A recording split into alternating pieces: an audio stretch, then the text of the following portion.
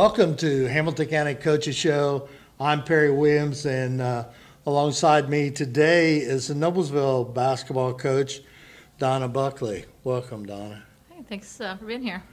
Great to have you here today. Let's talk a little bit about your past season, okay? Because we're starting sectional tomorrow. I know, it's crazy. It went fast, didn't it? Really fast, yeah. Let's talk a little bit about this. You know, you're on a 7-game winning streak, or should we? Yes. Oh, that's right. You don't like to talk about.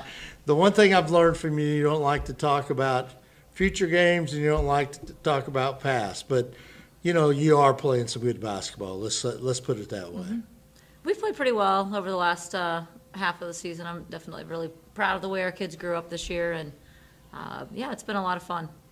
You know, the one thing I did an interview earlier today, and we were talking about one of your players, your leading scorer, the maturity level that Emily Kaiser has really shown this year has been unbelievable, because in many of the games she was double, triple teamed.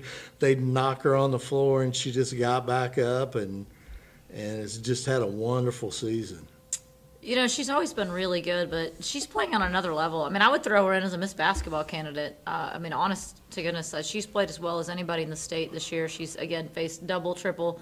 You know, we've had teams that just sag everybody around her and, you know, dare our other kids to do something. And she's handled that really well. She's had a triple-double this year. She leads our team in assists, rebounds, pretty much everything.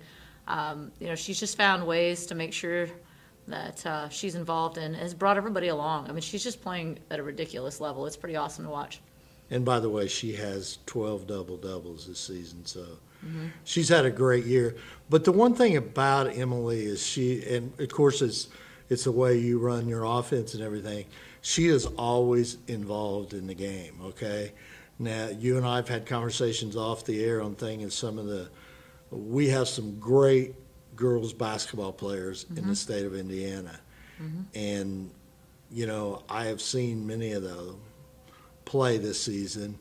But there are times when those players, even though they're great athletes, as I say, kind of disappear in a ball game. But when the crunch time come on, they are great players. But with the way you run your team and everything, Emily doesn't really take any time off. And I think you could probably count on your fingers how many minutes Emily's been out of games this season, total. That's probably true. I'm trying to think. She came out like the last minute or so of Pendleton, and I'm not sure she's come out of very many games outside of that. Yeah, there's not, I can tell you that.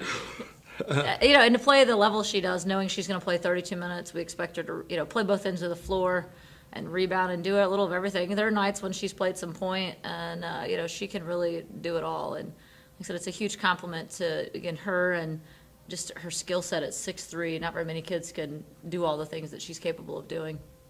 But also you have some good players that surround her that have had some big games. I mean, the M&M twins, Mallory and Maddie, have had some outstanding games, and I think that probably you're looking for a little bit more consistency from them to help you get through this. Second half of the season, those kids have been phenomenal, and again, Emily, for all her skill and everything she's done, those other kids have to do something, or you know, we're not successful. You can't have one really good kid and win with our schedule. So, you know, we've had so many other kids step up this year, and obviously our juniors have been huge for us.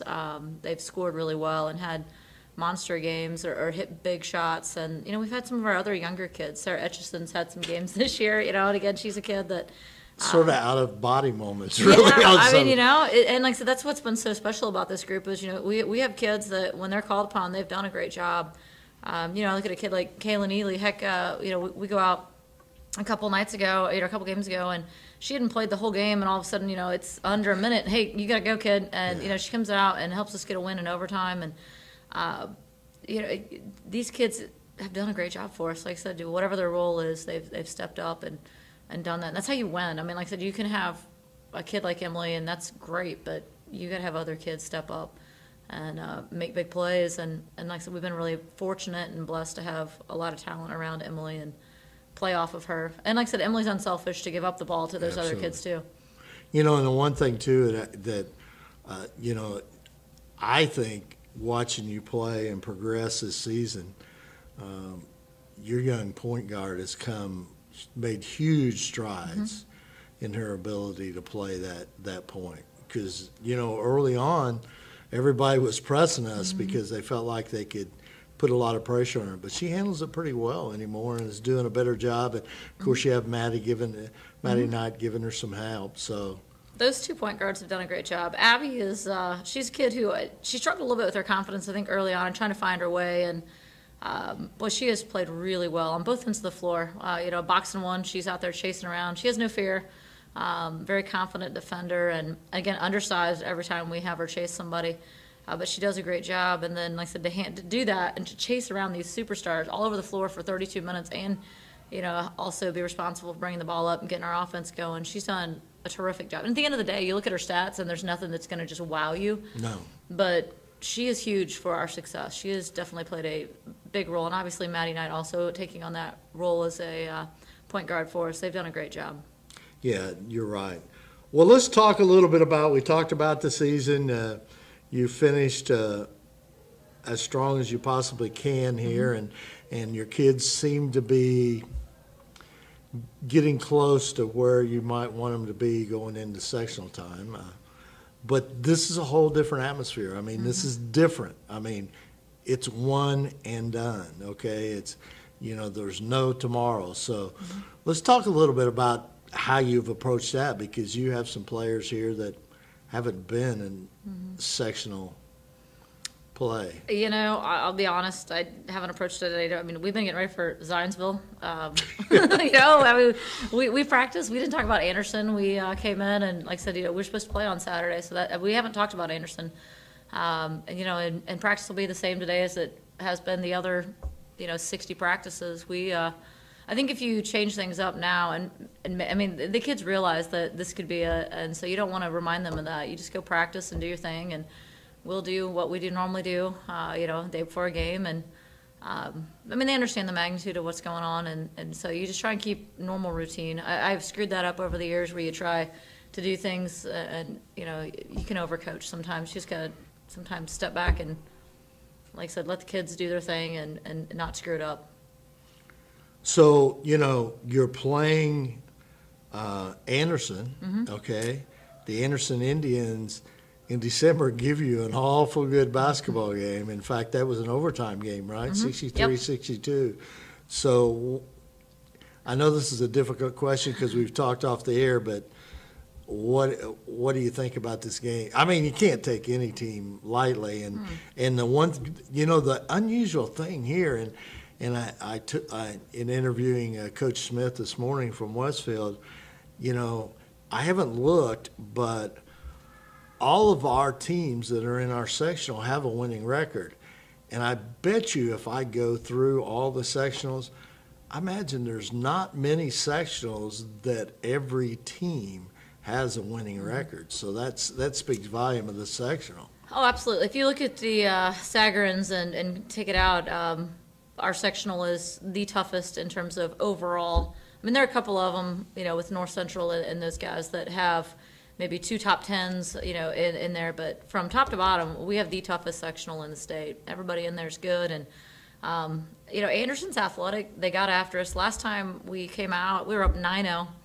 And then we were up 10-12 at one point. And right before the half, we were up 8 with the ball. Turned it over twice, and you know, they score, and it gave them a little momentum going in the second half, and then they build on that. And we were very fortunate to win that game. We definitely did, I think, everything we could to try and just give them the game, and then they did the same thing, same favor back to us. They could have put us away and missed some free throws, and to our kids' credit, we, like I said, finally made a couple plays. Goodness, though, we missed I watched that game a couple times yesterday. I think we missed 4 layups in the last 3 minutes and 3 free throws, which is not normal of us. And so, you know, we just kept hurting ourselves, and we finally, in the end, Madison Wheatro hit a shot at the buzzer to get us to overtime, and then in overtime, Emily hit a shot at the buzzer to win the game. So they're talented. They have a really good freshman, and then a junior who really hurt us the first time, both those kids. So I have no doubt that they will, they're resilient. They'll come at us, no doubt. Absolutely. But the one thing coming down the stretch here, I think your team has played with tremendous poise here at the end and don't seem to get rattled much anymore where they, you know, and sometimes early in the season they did. So I think this Sometimes, team, Perry. Yeah. We got rattled pretty easily Yeah, early. yeah, I didn't want to say that, Coach. That's true, and they know that. We laugh about it, and just thinking about where we were in November to where we are now. I mean, they've grown as much as any team I've ever coached. Really? They just you know, flipped a switch there, and they just figured it out. I mean, they're a group that early on, like I said, you know, we'd play okay, but then as soon as somebody came at us, we just crumpled. And you know, they don't do that now. Like I said, we've been in all kinds of tough situations, and again, just to every time answer that challenge, whether you're down. I mean, we're down to Heritage Christian late and came back and got that one. You know, Anderson, same thing. I don't know how many times they had us put away, and we just kept battling and battling. And you know, Martinsville come at us, and you know, Emily makes that huge block late in the game, and you know, Maddie and Emily stepped up and made a ton of free throws in that game. So they've done things that, like I said, you just have to execute at the end of games, and our kids have done that very, very well.